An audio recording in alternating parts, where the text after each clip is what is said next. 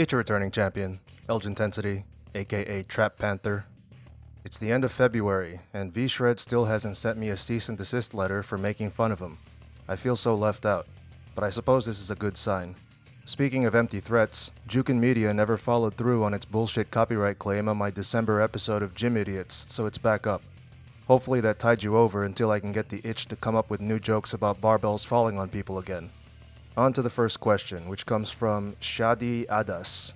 He asks, at what point in the failing careers of the people you've decimated, e.g. 8buck Cuck, realize that they've amounted to almost nothing and are personally and publicly failing themselves in life? That would be when their financial health goes to shit due to their own retardation. It's hard not to realize you're a fuck-up when, I don't know, you're crashing at your girlfriend's grandma's house because you got evicted for not paying your rent, or you're too poor to renew your own web domain, or when you have to post unverified screenshots of your earnings every December so people don't think you're spending Christmas at a soup kitchen. Believe it or not, there's at least one YouTuber I can think of who lives such a miserable life and somehow hasn't offed himself, probably because waiting for a heart attack is cheaper. The fact that some of the fucktards I've roasted are damn near broke proves that they weren't just trolling for attention. You're not trolling when you ruin your own life. Mr. Bubble775 asks, Trap Shred, do you think V-Shed's creditability is salvageable? Missing an E. What do you see is his next move being? I'm more concerned about salvaging those sentences. The thing is, he never had any credibility to salvage. Dipshits flock to vacuous fitness personalities like him because they like staring at him, they ate lead paint chips as kids, or both. Before Soy Boys, we had lead heads. He'll continue to get hammered with dislikes and negative comments, but he'll keep making videos, sending farcical cease and desist letters, and preying on retards. As long as the roast videos about Vince dissuaded some schmucks from following his advice or giving him money, then his public flogging wasn't for nothing. However, he'll be more careful about ripping off content, so we have to watch him more closely than he watches Athlean X. This guy, whose name I first thought was written in wingdings, asks, Trap Lord, do you fast during work hours, or do you have a meal/snack during that time? I'll have you know that I'm an expert at skipping breakfast, not something I normally brag about. I have my first meal at around 1, and my last meal around 8, which is right after a workout most days. In the morning, all I have is black coffee, which has so few calories in it that I don't consider myself to be breaking a fast, even though I technically am. I don't feel hungry during my fast, so I'm just mean enough to get my job done. Andrew Allison asks, favorite shoe shining product? That would be Saphir Renovateur. There is no better conditioner for leather dress shoes. I apply it with my fingertips instead of a cloth or a brush because I can easily tell which parts of the leather are still dry. I also don't waste as much of it as I do when I use a cloth or a brush, which is important because Renovateur is really fucking expensive. After applying a thin coat, wait 3 to 5 minutes for it to dry, then buff off the excess with a horsehair brush or lint-free cloth. Pro tip, apply Renovateur to the leather outsoles on your shoes. They take the most pounding, so they need conditioner too. You can get Renovateur and all the other items in my shoe shine kit on my kit page, which is linked in the description box. Markalta1 asks, Elgin, what do you think of Cali Muscle streaming Fortnite on YouTube now? I've never watched Cali Muscle play Fortnite. I will say that he probably does that because hardly anybody watches his shitty fitness videos anymore. How many times have I ethered him on his own videos? Rather than upload interesting fitness videos that'll get views, he floods people's sub boxes with Let's Play footage like DSP does. Anytime you do something like DSP, you're doing it wrong. Jane Nanny asks, which do you prefer, Ben Shapiro's Leftist Tears Tumbler or S. Crowder's Louder with Crowder mug? Whichever one I can get for free, hint hint. My serious answer is the Leftist Tears Tumbler, because I drink coffee on the go most of the time. The Crowder mug has a much nicer design, and it hasn't been copied to death like Shapiro's design has, but if I'm going to drink from a mug, I'm going to choose one of the mugs I sell on my website. Richard August asks, Trapmaster, whatever happened to Vince G? Gather round everyone, it's time for the yearly Vince G update. First, he abandoned the last black bodybuilder he partnered with. How many victims has he claimed? I'm losing track at this point. The funny thing is, that last guy is really religious. Yet he thought it was a good idea to team up with the embodiment of sloth and gluttony. Then, Vince G shocked the world and got a new workspace. The world's shocked because we didn't know he had an old one. We can only imagine how much work is going to take place there because we'll never see it for ourselves. I hope that guy by the doorway isn't one of Vince's recruits. If Vince G really wants to record a video that'll make him a lot of money, he needs to tell the terrifying story of his many failed business relationships with buff black dudes and call it Get Out and Find a Job. Blue Eyes with a hint of hope. Slight, like you can't even see it, I don't think it's even 1% of hope, asks, what kind of music do you listen to? I've discussed my favorite music before, namely hip-hop artists and albums.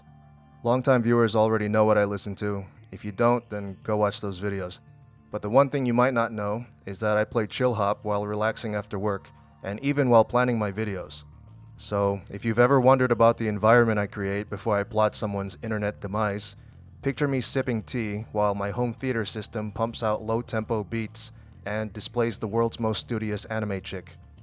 Official Joaquin Gomez asks, have you made fun of anyone that was wearing your merchandise? The only people I've ever seen wearing my merch in real life were either lifting properly, or they weren't even in the gym, they were just out and about.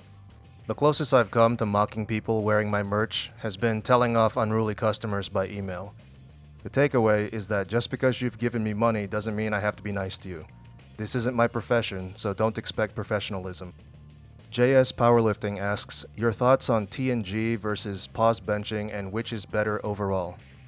There is no one better way overall. In powerlifting competition, the bench has to be paused, but in training you can do either. I pause my flat bench and touch and go my close grip bench. The bottom part of the bench press is probably the hardest part of the lift for the vast majority of people, so as long as you remember that the T in TNG stands for touch and not trampoline, then you'll be fine. Damien Hedger, the Hedgelord, asks, Traptimus Prime, what did you think of the Black Panther movie? Also, what are your thoughts on Kevin Levroni's, plural, comeback? That second sentence was hellish. Anyway, I don't follow pro bodybuilding, so I don't know or care enough about that. As far as Black Panther, spoilers ahead, I just thought it was okay. I give it a 7 out of 10. Just like with The Last Jedi, I won't give a full review, but mention a few things I liked and some things I didn't. I liked the costumes and the music. They seemed authentic, if Wakanda were a real place, of course. Michael B. Jordan also did a great job as Eric Killmonger. He was my favorite character in the movie. A killer with swagger, who definitely trained at the farm. Many of his lines about rising against oppression, however, sounded really fucking corny. From his first lines in the museum to his dying breaths on the cliff. The meme jokes were dog shit too. In one scene, Shuri, who's Black Panther's Q, made fun of the sandals he was wearing by screaming, "What are those?" I'm pretty fucking sure that meme was dead by 2016 when they started writing the script, so it's putrid and rotting in 2018. Also, I know you're supposed to throw science out the window when you watch a superhero movie, but I didn't believe for a second that vibranium could have healed that dude's spine in a day, or that snow kept Black Panther alive after Killmonger threw him from a fucking waterfall. He's Black Panther, not Black Caviar. Finally, I damn near fell asleep when T'Challa and Killmonger fought on the Underground Railroad after they both had their magic purple drink. I cared more about the battle going on outside with the rhinos and shit than the mirror match going on inside. Mirror matches are boring. They really should have made the other Black Panther suits slightly different beyond the decorations. I'd rank Black Panther in the middle of the pack of the MCU movies. It's time for the lawyering round, fuckos. Let me adjust my +5 glasses of lawyering.